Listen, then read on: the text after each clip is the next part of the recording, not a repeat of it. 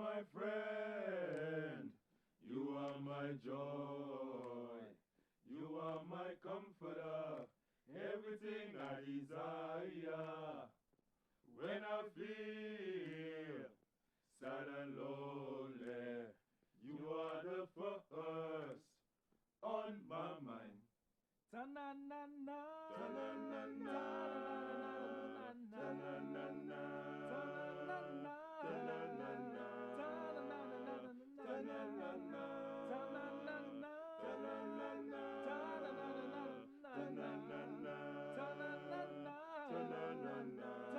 ta-na-na-na, ta-na-na-na. You are my friend, my friend, you are my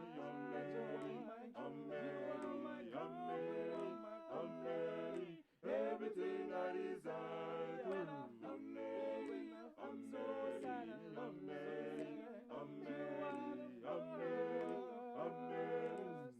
on my mind. You are my friend, you are my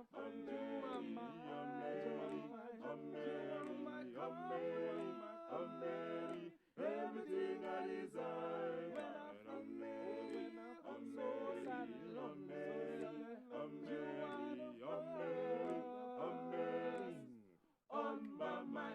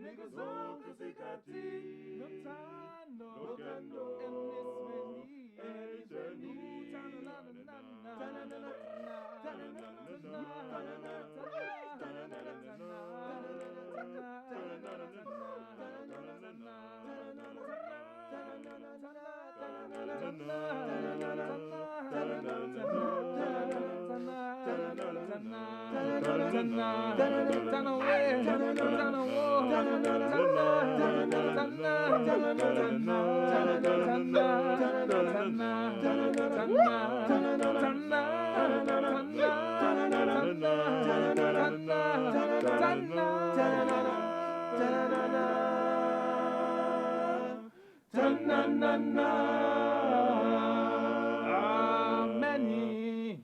Hallelujah.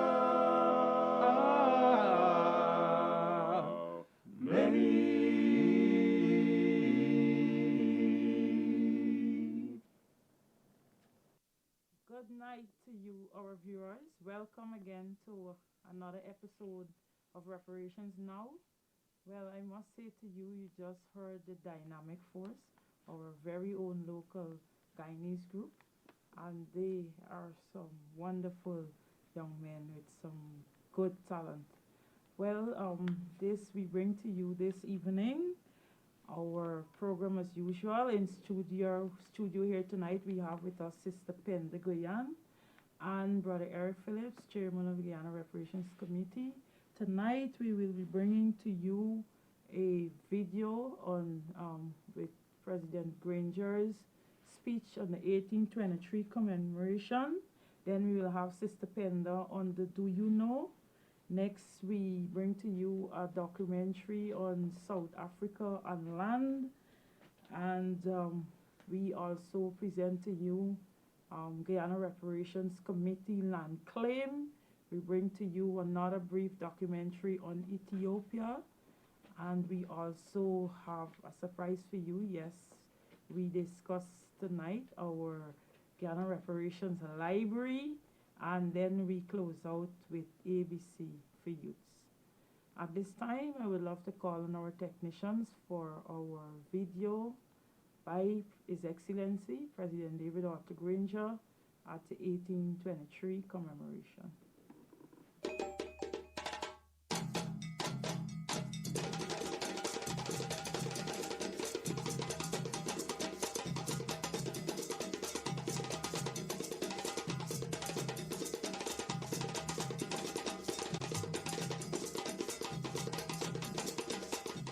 August reminds us that the freedom from enslavement which we gained 180 years ago was paid for by the martyrdom of our ancestors. We commemorated on the 1st of August 2018 the 180th anniversary of the emancipation of the Africans from enslavement, when on that day over 85,000 Africans were finally freed from the cruel and inhumane system. We commemorated on the 3rd of August the Essequibo Revolt of 1834, when Africans, mistakenly believing they had been emancipated by the British Parliament, assembled in the churchyard at La Belle Alliance on the Essequibo coast and resisted being forced to work for 4 more years as a period of apprenticeship.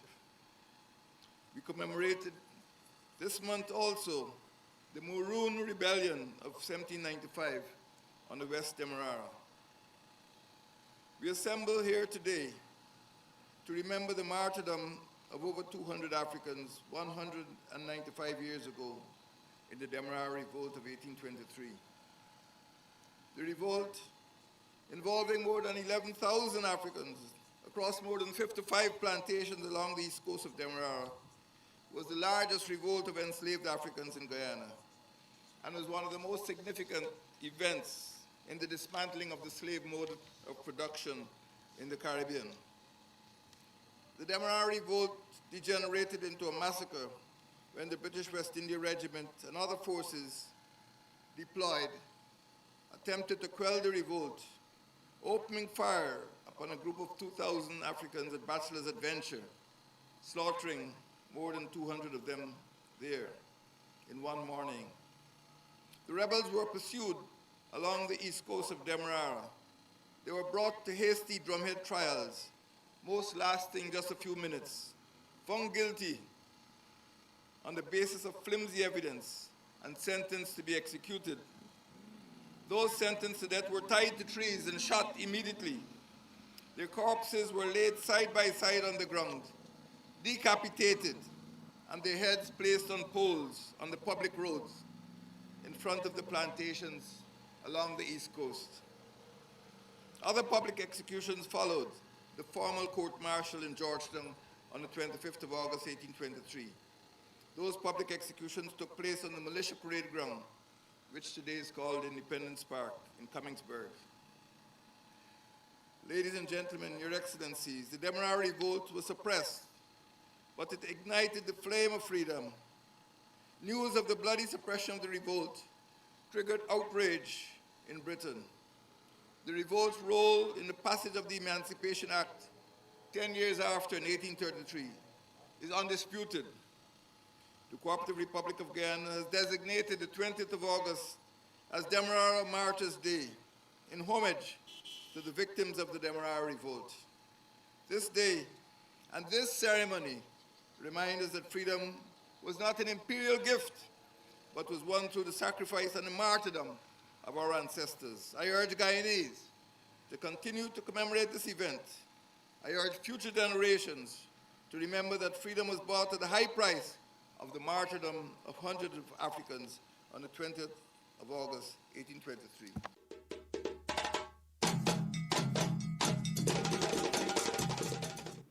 That was His Excellency giving his 1823 commemoration speech.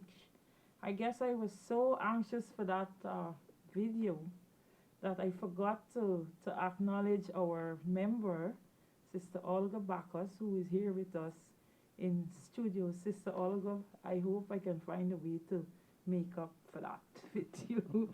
Sister Penda, I will now call on you to give us your do you know. Oh, thank you so very much. And again, good evening to everyone out there, or rather I should say, I'm Jambo to all of you, and I'm happy to be back coming into your homes with Do You Know once more. Having listened to the speech by His Excellency, my first question is, do you know the size of the parade ground? Do you know that? We've been taught that the parade ground is what we're seeing when we go to Middle, bordered by Waterloo and Carmichael. But do you know that the parade ground, what was formerly called the Militia Parade Ground, occupies also the Promenade Garden? It runs from Newmarket all the way to Kwamina. So all that area where the dental school and all the businesses are, they are occupying part of the parade ground. So it is a vast area. And the point I'm making is, do you know, therefore, that that entire stretch is considered sacred ground because it carries the bones of our ancestors, the blood of our ancestors were shed throughout that entire area. So I want you to think about that carefully.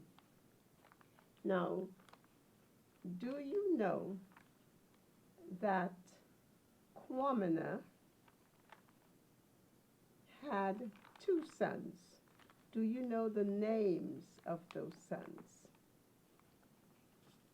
They were, do you know the names of those sons, Brother Eric? You know one? Right. Okay. They were Gladstone, and the other one was Goodluck. So those were his two sons, Gladstone and Goodluck. And do you know that Gladstone was the true revolutionary? Gladstone is the one, John Gladstone was the one who actually was the mastermind behind the 1823. Because even when his father, Kwamina, told him not to, that we should not go through, having spoken to the Reverend Smith and said we shouldn't, he said, no, we have to do this. So I think we need to revisit the history and need to pay more homage to Gladstone as well as Kwamina. Now, do you know that in May 1823, flogging of females and the use of the whip in the fields continued? But 6 weeks later, religious instructions in marriage and the family was encouraged. Now,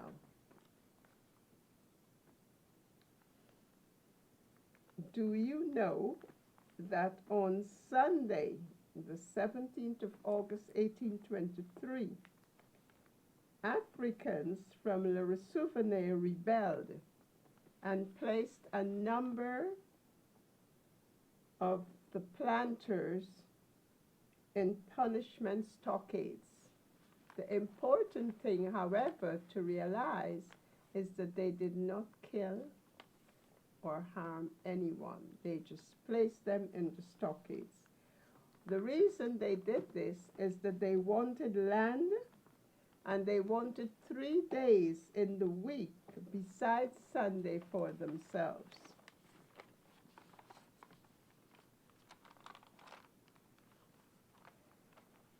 What do you know, or do you know the name of the wife of Gladstone? Because we're talking 1823 revolt. Do you know the name of her? She was called Susanna. And she later became the mistress of John Hamilton, the former manager of Le Souvenir. And he failed to give her a promise of freedom for the children she got for him. Do you know that on the 10th of March, 1824, an order was passed that allowed the appointment of the protectors of the slaves, quote unquote, controlled whipping and regulated work on Sundays, declared Africans competent to marry, and that they could also own properties. But guess what? Do you know that an amendment to that order was passed? An amendment to that 1830 order in council reversed all those gains. Did you know that, Brother Eric? So, public, what we're trying to say is that you need to know these things, because even though you were given certain concessions, they were once again taken from us. But the 1833 rebellion, as you heard in the president's speech, was one of the largest this part of the hemisphere. And it was that revolt that brought about or speeded that and the continued rebellions that brought about our Emancipation Proclamation when it did. Because do you know that the Africans decided that they will work slowly, they will seek out, and the fields were mysteriously burnt, so that they brought the production fell by 40%, and it made it uneconomical for the planters to continue. So really, emancipation was brought about, as President Granger said in that speech, by your struggles and hard work. Now, having said all of that, do you know that finally the president is going to turn the sod? We'll have a groundbreaking ceremony on the 8th of September, Sunday the 8th of September, at 7 o'clock on the parade ground. Very, very befitting. We waited so long for this day, and we are indeed very happy to have that event taking place. So, Guyana, we want you all out there on the 8th of September, 7 o'clock in the morning, to be a part of the groundbreaking ceremony, to place a monument to the ancestors who I told you earlier on, and you heard the president say, the heads, the body, our blood is strewn all over that ground. So we are, and the monument will be there because tender has already been given. So please come out in full force to show that we really, our ancestors will be happy to have you on that ground commemorating and celebrating on the 8th of September. We also have the 3 o'clock event. Yes, Yes. we also have the 5 o'clock. Oh, yeah. We also have the 5 o'clock event at the seawalls, where the other monument is, and that is taking place the same day, September 8th, so please support that as well. That is the monument that has been there for the past 4 years, I think, I can safely say. So these are the Timings. 5 o'clock in the Early afternoon and 7 o'clock in the morning. And I want you to know, those of you who are very energetic, there will be a route march from the Square of the Revolution to the parade ground. So at 5:30 in the morning on the 8th of September, people feel that they have to walk from one revolutionary, which is Kofi, to the other revolutionary, which is Kwame and Gladstone, on the parade ground. So they feel that they need to march in celebration for this breaking of the soil. So we look forward to seeing you on both, on all three. Okay, thank you, Sister Penlo. You're So most we have a welcome. full day's activity on September 8th. Yes, Yes, beginning at 7 a.m. yes, In the 5:30 morning. and then 7 And then and then 5. Well, I must say, we see as it was relevant then, it's still relevant today. Because one of the demands of our ancestors, why they were rebelling, was because they needed land. Yes. So since in those days they knew that land was attached to their liberation. So, which leads us to our next video, which speaks to land in South Africa. Technicians?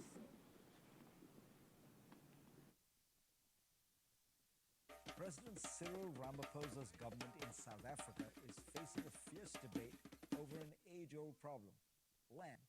Specifically, who owns it and who doesn't. That issue is an open wound in the country's post-apartheid era. On the left, there are calls for the government to seize land held by white South Africans, putting serious pressure on President Ramaphosa's government. For white farmers, these calls for expropriation without compensation are familiar. They evoke the violence of government-mandated seizures of white-owned farms in neighboring Zimbabwe nearly 2 decades ago under Robert Mugabe. And for many, the debate stirs up fears that South Africa could fall to economic devastation like its neighbor to the north. Emotions about land reform run high and misinformation abounds. But here are the facts. Expropriation without compensation has happened before in South Africa. In 1913, the government passed the Natives Land Act. Back then, it grabbed 87% of arable land for whites and corralled black South Africans onto reserves where they had no individual ownership rights. Black livelihoods were destroyed. Today, not enough has changed. Of all the agricultural land owned by individuals across the country, 72% is owned by whites, who make up just 9% of the population. 4% of that land is owned by black South Africans, who make up 79% of the population. Nelson Mandela pledged that 30% of South African land held by whites would be distributed to poor black citizens after apartheid. But progress is painfully slow. It's not hard to see why. Land reform is disruptive in a Robin Hood sort of way. As The Economist notes, it involves the government grabbing land from the relatively well-off and doling it out to the poor. This often involves a fight. Take China. In 1949, after the Communist Revolution, the government began grabbing land from landlords who were the victims of brutal violence. Almost half the country's arable land was distributed to 300 million people. The violence was horrific, but the reform had immediate effects. According to The Economist, grain output soared by as much as 70% in the decade following 1945. But revolution isn't always bloody. For instance, South Korea in the 1950s peacefully bought up private farms and distributed the land to tillers, minting 1.6 million small landowners. Taiwan also benefited from reforms around the same time. Scholars have often noted that good land reform policies help build a middle class that then helps democracy flourish. But let's return to Africa, specifically Zimbabwe. Robert Mugabe allowed unconscionable violence against white landowners. He doled out land to cronies, which caused deep economic suffering. The dominant narrative was that it was an unmitigated disaster. But as Ben Cousins of the University of the Western Cape points out, the legacy of Zimbabwean land reform is more complex than the dominant narrative, particularly when you consider the case of tobacco farmers. As the New York Times reported, when 2,000 mostly white tobacco farmers were forced from their land, tens of thousands of mostly black farmers took their place. At first, production ebbed, but it rose impressively in later years, creating livelihoods for the once landless. In the end, the case for land reform in South Africa is not merely a moral one. Properly and sensibly executed, land reform is also good economics and good politics. Yes, no pain, no gain. That's simply said. And our ancestors experienced that here, and I guess whenever we want to move forward. That was Farid Zacharias talking about the land situation in South Africa. And I guess he said it has to be done in a kind of Robin Hood kind of a way, but what has to be done has to be done.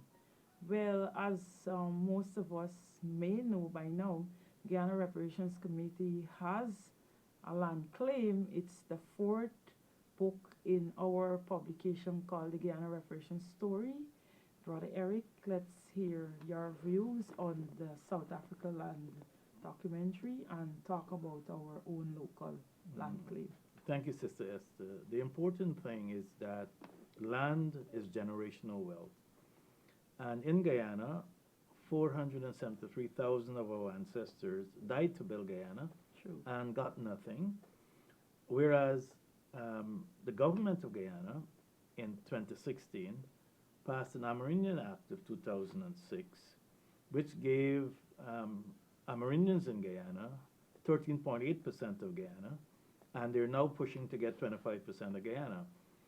So for descendants of Africans in Guyana who died to build Guyana, we've basically said that slavery was a crime against humanity, which the UN supports, and that there should be reparatory justice.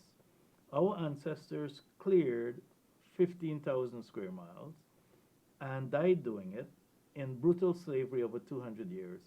And we were essentially saying we need justice, as South Africa is asking for justice, as Zimbabwe was asking for justice, as China was asking for justice, Yes. as Thailand and South Korea were asking for justice. Yes. So when the parliament comes back in next year, the Guyana Reparations Group plans to ask the government for a Reparatory Justice Act, an ancestral rights bill, that will provide justice to us who built Guyana. As you see, we are at the bottom of the ladder. We've done the most for Guyana, we died for Guyana, and yet we've gotten nothing. There were about 6,000 Amerindians in Guyana when we were 85,000. As a matter of fact, 3 of the 9 Amerindian groups who received land did not come to Guyana before Africans were brought here. They came here 100 to 200 years after we were brought here. So we have a just cause, and it's a cause that will make Guyana a just society. And what we're basically saying to all Guyanese is that you need to be fair, and the government needs to be fair, True. and that Africans in Guyana have the right to not only benefit from land, but from oil and all the other patrimonies of Guyana, because we're the only ones who died for Guyana. We're the only ones who were enslaved for Guyana, and 473,000 lives must mean something. The South Africa story is an ongoing story. Sir Ramaphosa will have to solve that. Otherwise, Africans in South Africa under the EFF will start taking lands. And we don't want to do that in Guyana, but it's our birthright True. because our ancestors died for it, and there must be justice. So the story from South Africa should give Guyanese hope, African Guyanese, Yes. that their ancestral debts will bear fruit, as it did for Indians who came here in indentureship and were paid and were given land, True. as it did for Amerindians who were here, 6 of them out of the 9. They have 13.8% of Guyana. I don't know why they want 25%, because that's unjust, but that's what they're threatening the government with. If you don't give us 25%, we won't vote for you. That is unjust. They have to honor our debts, the 473,000 lives, and we need to get land justice. Well, I don't have a problem with them asking for what they want, considering they've already been blessed and they still want more. It should serve, their need for more land should serve to us as Africans, and it should even highlight the importance of us agitating for our land reparations, and it should also highlight to our government the need for us to be, it's not grace, as you It's said. justice. It's justice, it's our right. So just as the Amerindians have been repaired in that way, it is absolutely necessary that we be repaired also. And all we're simply saying to our government is that everybody else have been given land. We are the ones who died. We were given nothing. Even the plantations that our ancestors bought, lots of those land have been confiscated by the government. So all we're simply asking is for our government to be fair to us and repair the damage that has been done. And Sister Esther, it's more than that because African Guyanese cannot participate in this oil wealth. We're speaking about local content, and the private sector is very unfair. They're now arguing that foreign firms are coming into Guyana and are eating up everything, and they want local content. But they fail to realize that by excluding Africans from the business world of Guyana, which the past government did, that they were also not dealing with local content. Local content should be consistent. All Guyanese should have local content benefits in Guyana. So they excluded us from business, but they didn't realize that we were part of Guyana. Now they're complaining about foreigners. So they need to understand that local content means that Guyanese, African Guyanese, should also have an equal amount of benefit from the economy. And because we have not been getting that, there's this generational gap of wealth creation. And so they own all the banks. They own all the businesses. If there was true local content, and if this private sector believes in local content, then they should recognize that not only should we be getting lands, but we should also be getting an equal share of procurement, especially when it's in our villages. True. Well, I'm happy that the private sector is finally acknowledging and talking about local content. Because I don't mean to offend anyone, but from the change of government, we saw 23 years of destroying what we would call local, or all of our manufacturing, all of our villages industries, and everything. all of our industries that were local, the glass factory, claywood factory, etc., were destroyed. All of those were local content. So I'm happy that they're finally returning to that.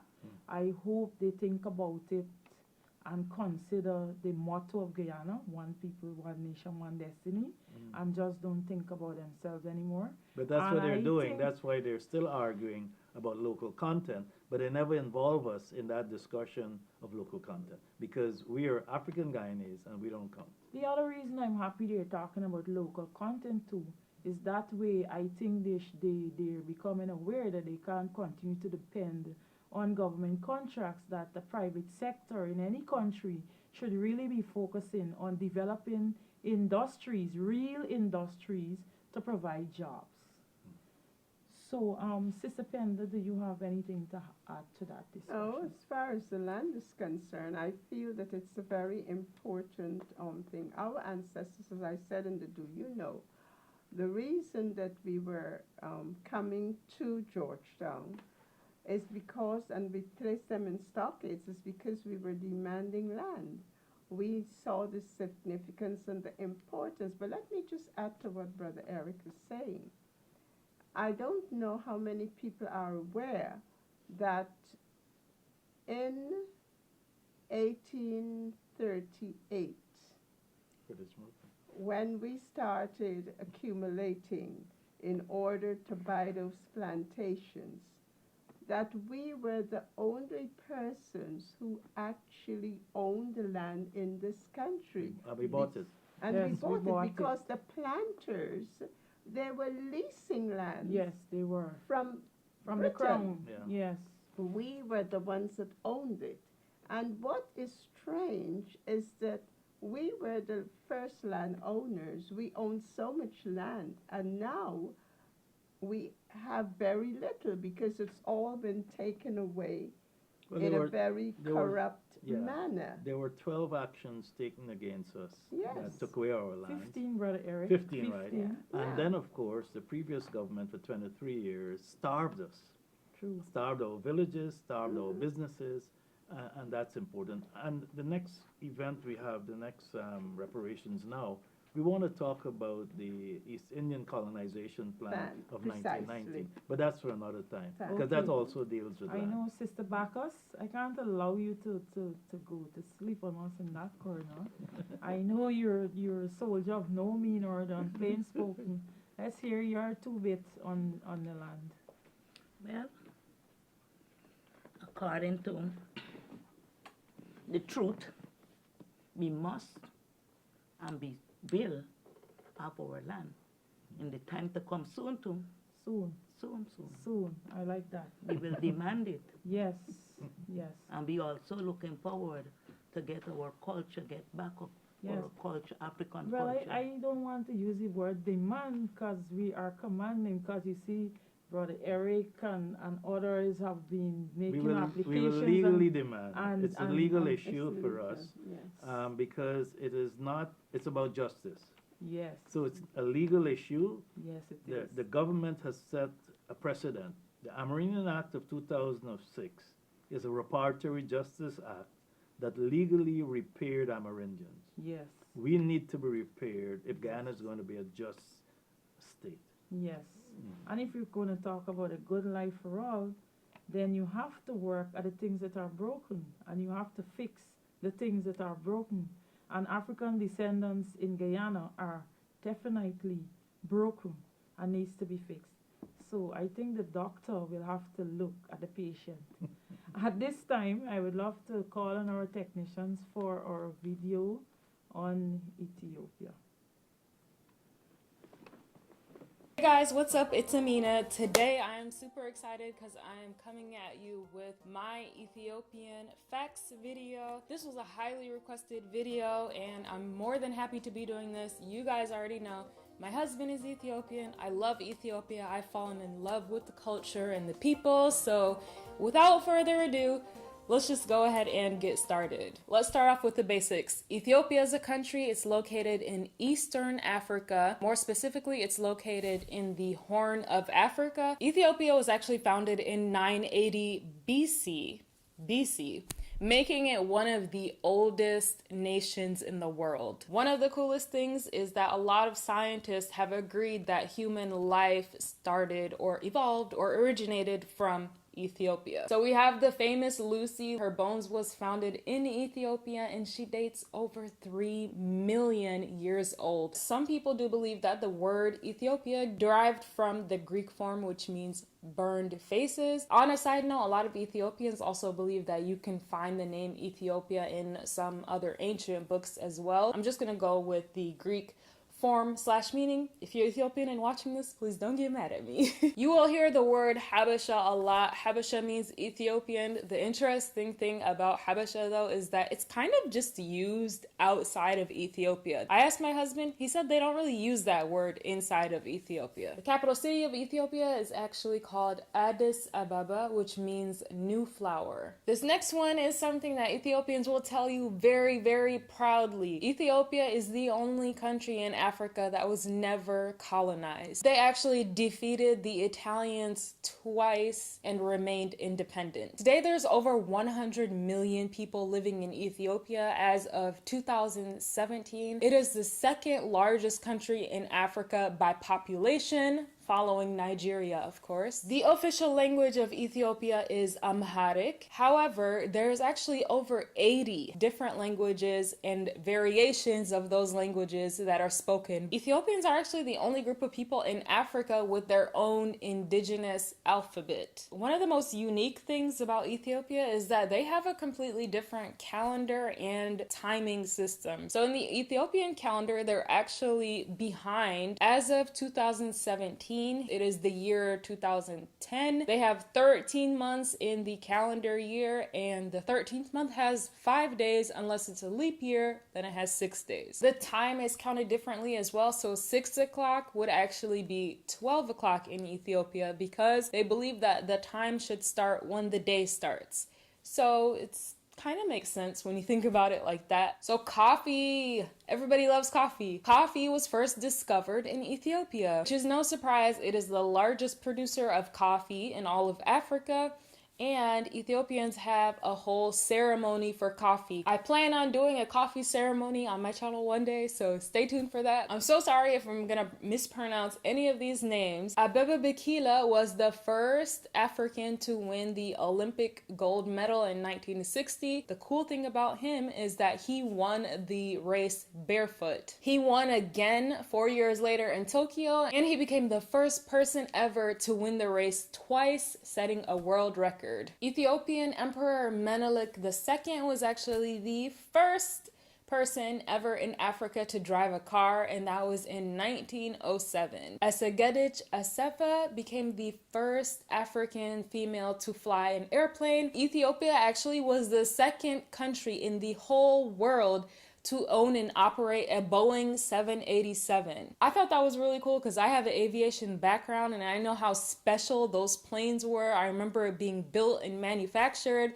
and Ethiopia actually got the second plane. That is awesome. A lot of people don't know this, but Ethiopia was actually the first country to accept Islam as a religion, and they sheltered some of the Prophet's family and followers. I think that speaks volumes because today Christians and Muslims and Jews all live together peacefully in Ethiopia.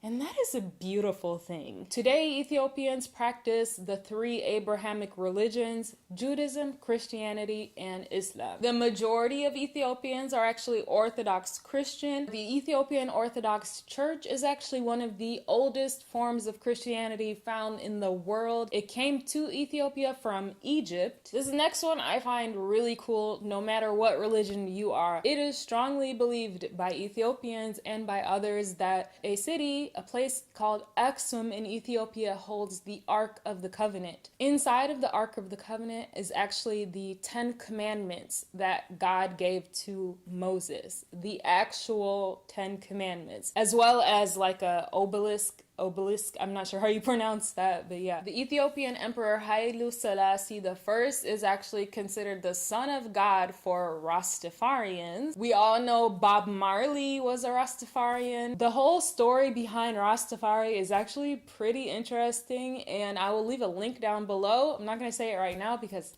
trying to keep this video fast. The Danakil Depression is actually the lowest point on Earth. That is 380 feet below sea level. This looks crazy. I mean, I don't think videos even do it justice. And it has a lava lake. It is one of the only lava lakes in the entire world, and this place is the hottest place in the entire world. Ethiopia is home to the Blue Nile. The Blue Nile starts in Ethiopia, it flows up through Sudan, meets with the White Nile, and then that flows up to Egypt. Ethiopia was actually the birthplace of Pan-Africanism, or Pan-Africa, which basically just means like a united Africa. This is why you will see a lot of countries in Africa have a very similar flag, which is red, yellow, and green.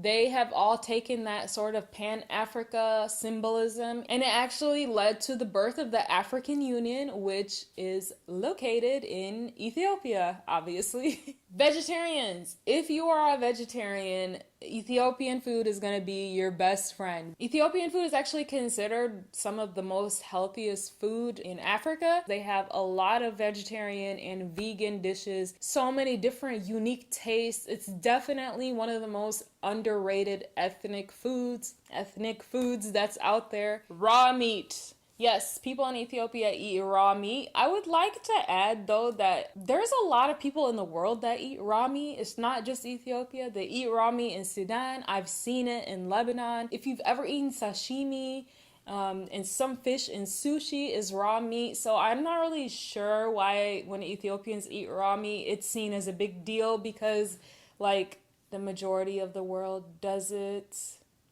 But okay. So the last thing that I'm going to add is just my personal opinion, but Ethiopian people are very, very proud of their country. And as you can see from this list that I just went through, that's not even everything. They have a lot of things to be proud about. And honestly, I find that just very refreshing and very endearing. And I find it very admirable that they love their country so much. And not only that, they are just loving people in general. The people are beautiful on the inside and out. They're very accepting of other people and just like loving. That's the only word I can think of, is they're just very, very loving people. It's beautiful. So yeah, that was it for this video. Hopefully you guys enjoyed it. If there's anything else that you would like to add about Ethiopia, feel free to leave it in the comment section below. And yeah, I will see you guys all in my next video. Bye! Yes. Well, I have not been born in Ethiopia, but I am so proud of that country. And I know many others would say the same thing. So, Brother Eric, let's hear. Yeah, I chose the Ethiopia tape because Ethiopia is where Lucy was born. Yes. It's a cradle of civilization.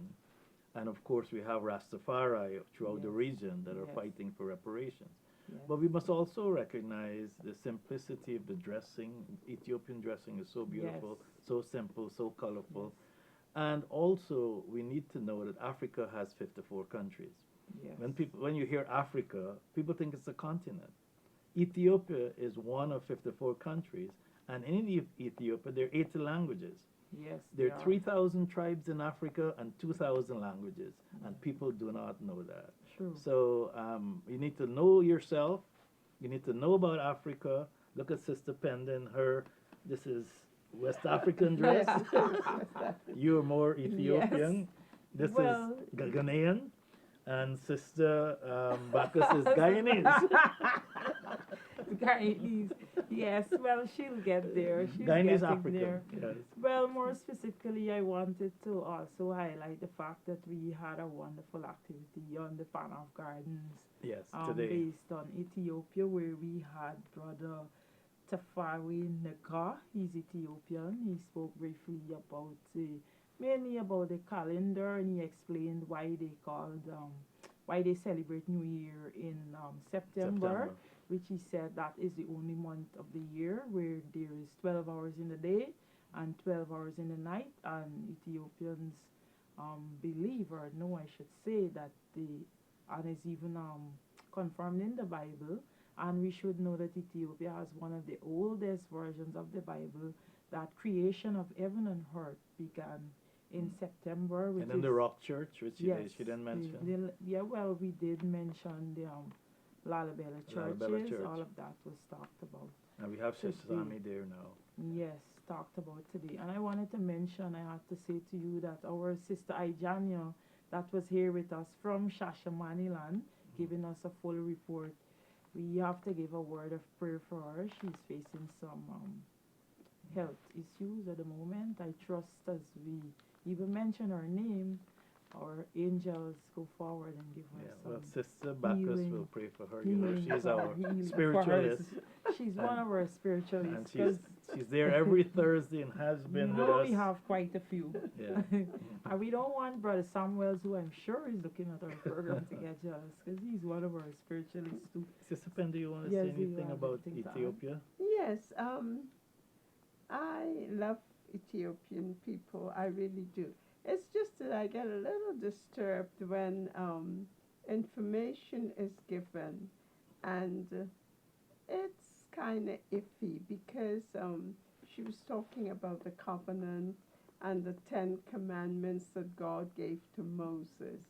And you know, those 10 commandments have been plagiarized from our 42 Yes. negative confession. So, you know, we have to be careful. But putting that aside, Ethiopia is a very, the culture is very, very Never colonized. nice. It's been never colonized.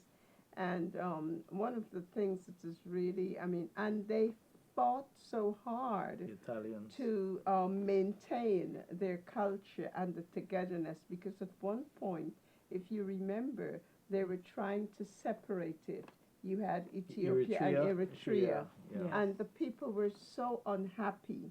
And now I'm proud to know that when you speak to someone and you say, well, are you from Ethiopia or Eritrea? They look at you and they say, what? We're one. I'm from Ethiopia, you know, and Yes. it's really, really beautiful. Well, because the story behind that is after 1941, a lot of the Italians did not want to go home. Because, of course, Mussolini was angry. They had lost the war, and then there was famine and all of that going on there. And many of the Italians did not want to go home.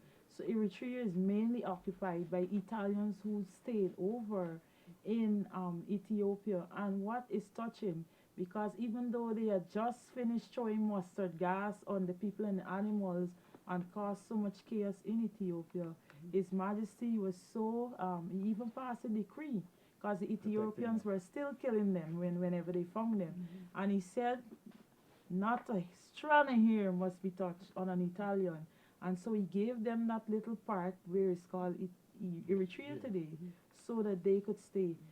Sister Pende, you mentioned the iffy thing about the ark, and I want to share, I would like to share. But before you go off, let me just say this. Yes.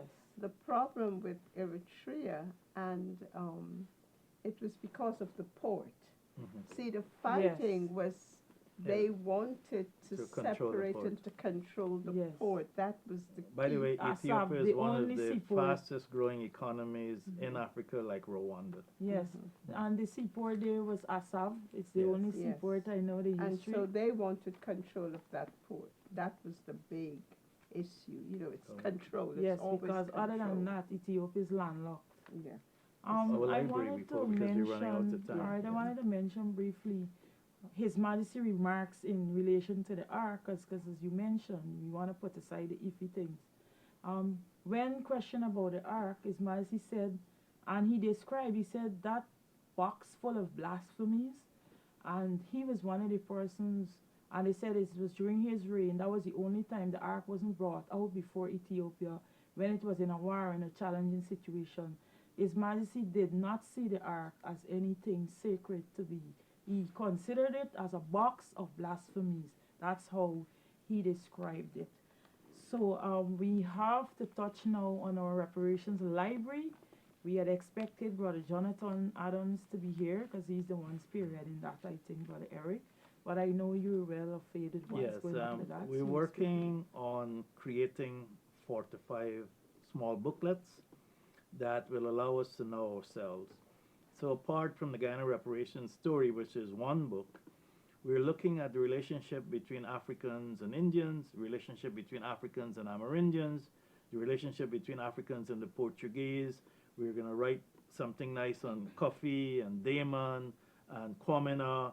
We want to fill the gaps. We want people to know that they were black Arabs in Guyana.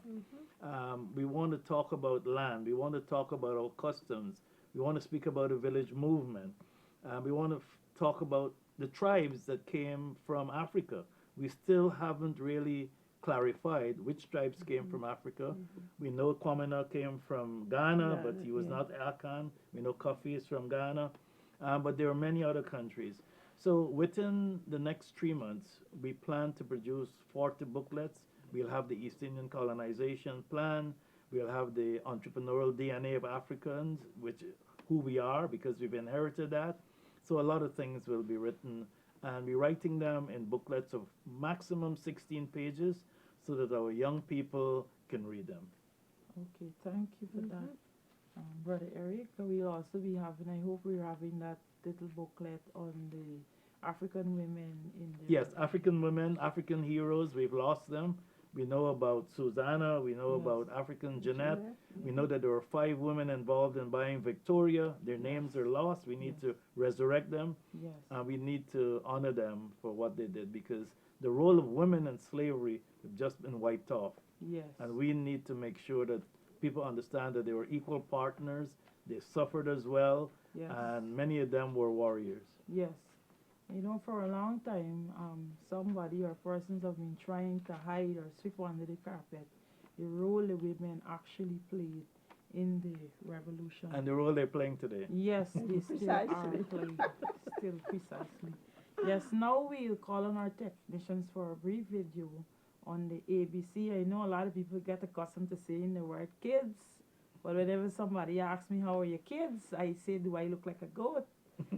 So let's have our video ABC for our young youth. People. You will never have time to go back and correct all the folks who had negative things to say. Instead, you just continue to move forward, and you simply say, whoop, shut it down.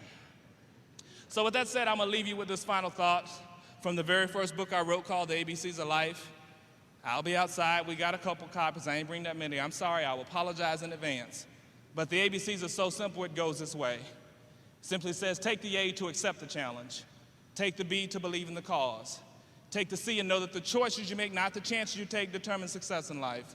Take the D to define yourself, develop your own goals and objectives. Take the E to expect failure, but also expect success. Take the F and fight on, be faithful, and finish whatever it is you start.